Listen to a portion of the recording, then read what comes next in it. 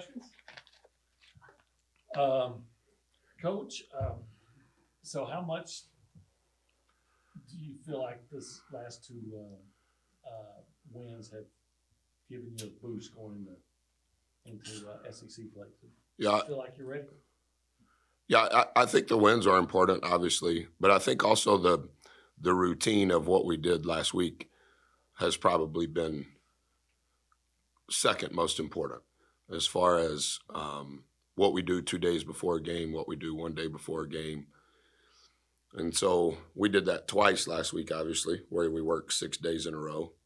And that's what we're going to do the next 9 weeks, work 6 days in a row, take a day off. And so I think that obviously that was scheduled with intent to have that week of practice reps for what would be upcoming the next 9 weeks. And I think some of that, Olin, I understand we haven't played the game yet, but I think on Monday and Tuesday, those reps came to life, even today. So winning is obviously important, but I think all the things that went into winning last week, there's some residual positive effect already this week. And I wanted to ask you about Boots, the 2 20-point games in a row. Do you think that's a product of just the ebbs and flows of a long season, or have y'all made an effort to get the ball to him more? I think the thing that's helping Boots and for the most are their number 1 and number 2 in the SEC and getting fouled. And I think when their mentality is to get fouled, I think some of the other things open up for them. Both of those guys have not been their best consistently in non-conference. And not just those two. I think there's other guys on our team that haven't been their best.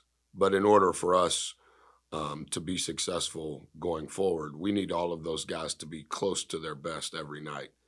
And I think some of that had to do with our routine from last week. I think some of that has to do with the maturity of Boots, recognizing he needed to be more consistent. I think, like I always tell him, when he is doing something at the rim is when he's going to be the best. When he's getting a traffic defensive rebound, when he's getting an unclean offensive rebound at the rim, when he's scoring at the rim, when he's getting fouled at the rim, when he has a presence as our, quote, low man, when he is making plays at the rim, it probably leads to a lot of really good things. And I think that last week, both games, he was doing that. And the last thing for me will be, is Castleton the biggest problem that they had? Yeah, he's the highest usage rate player in the United States in college at any level, taller than 6'6". He's the second highest usage rate player in the SEC, regardless of size. Number 1 in scoring, number 1 in rebounding on their team, second in assist, ultra skilled. I know you saw him play last year here. But the offense runs through him in every possible way.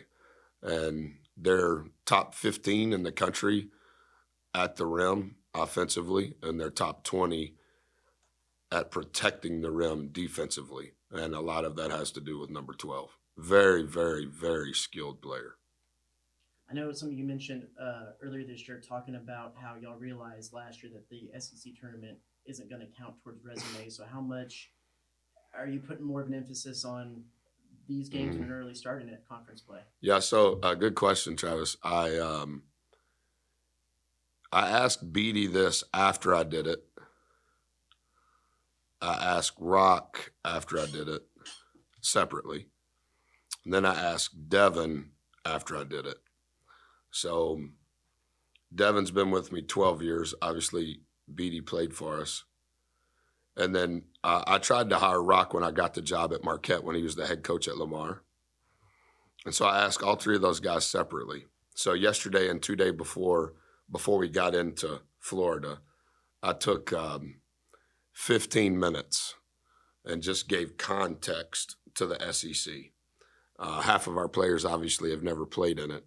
So I had Josh do a what me and you would call a highlight video, but a lot of mashups with Any Given Sunday, the movie, lines spliced in.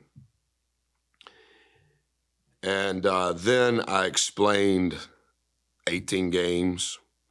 I explained the mirror opponents. I explained the 4 home games, the 4 road games.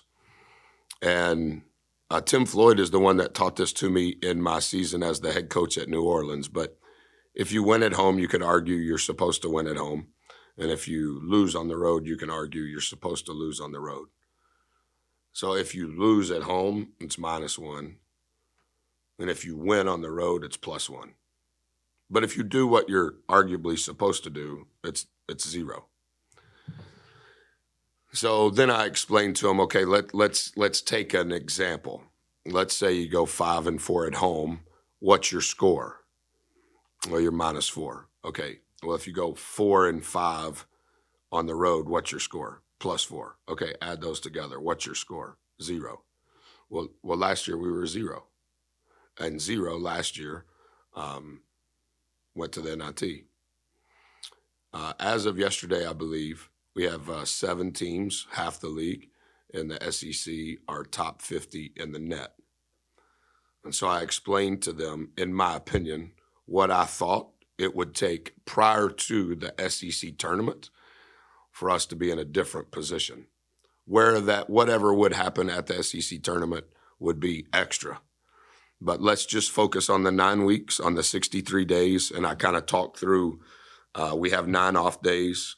We're going to have 36 2 days. We're going to have 36 1 days, explained all of that to them.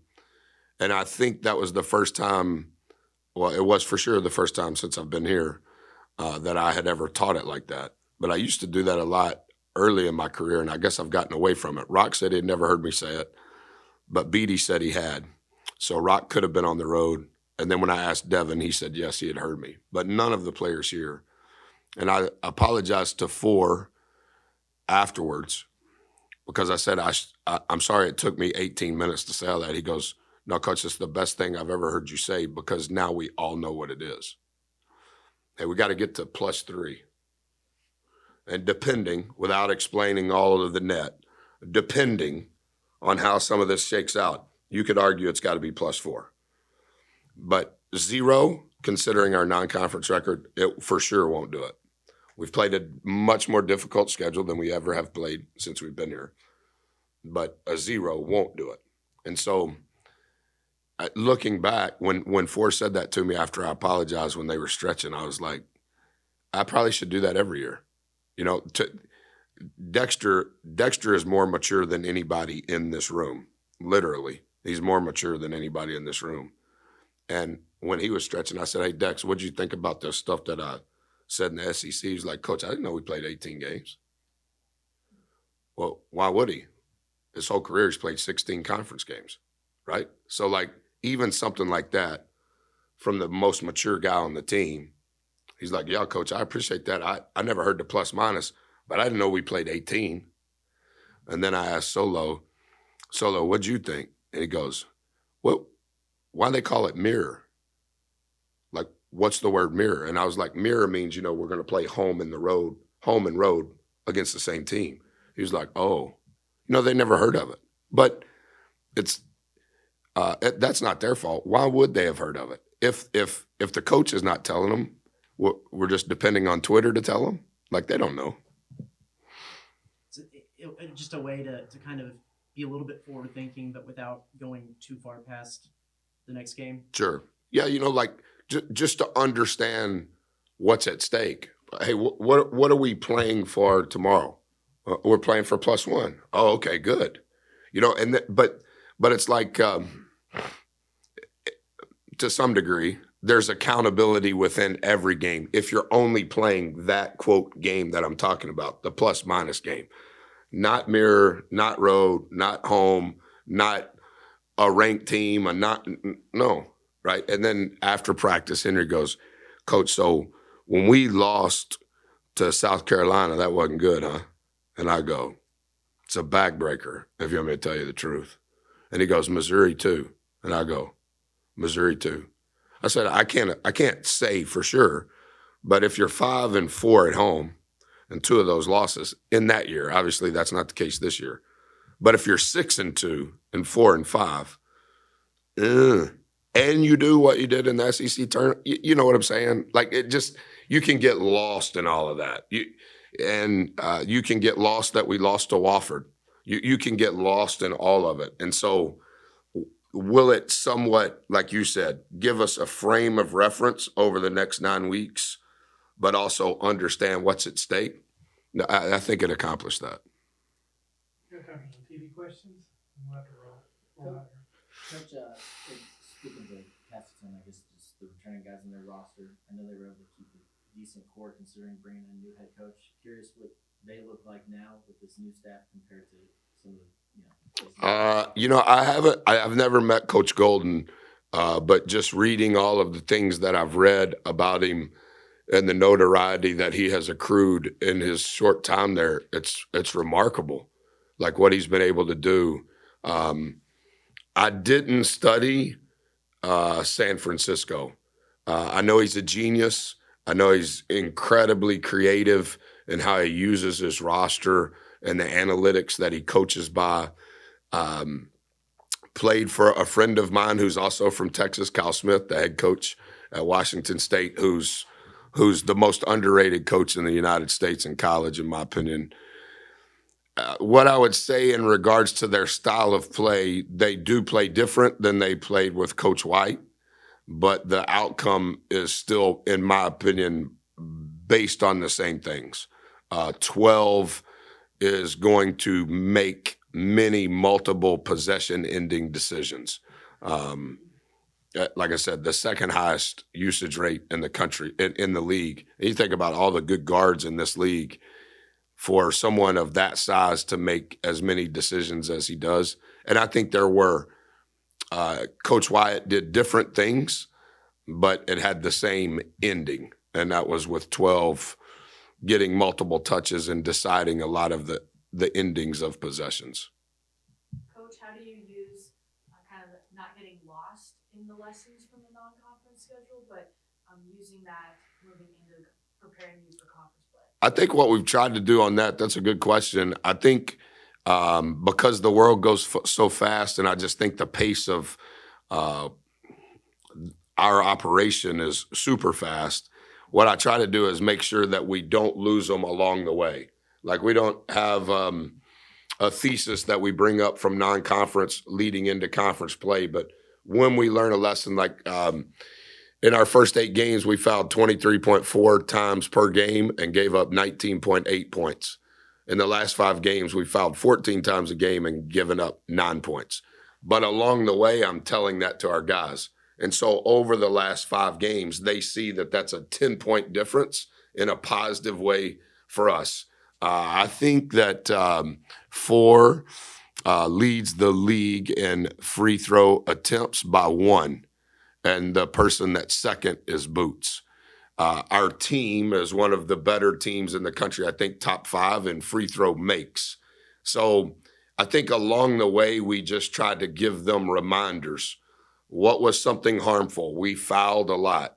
What's a benefit to that? We're not fouling a lot, and we are getting fouled a lot. So we try to make sure that they correlate to winning, but that along the way that they never lose the lessons. I know the NCAA recommendation committee came out with their findings today, and they said that they believe 25% of teams should make the NCAA tournament, which in basketball would be about 90. I don't know if you've been able to look at that or research that at all. Say it all one more time. So the advancement committee, that working committee they've had to look at revamping the NCAA, they put out their recommendations today. And one of the recommendations is that 25% of all teams playing should make the postseason tournament. So for basketball, it'd be about 90 teams. Out of 368? Mm-hmm.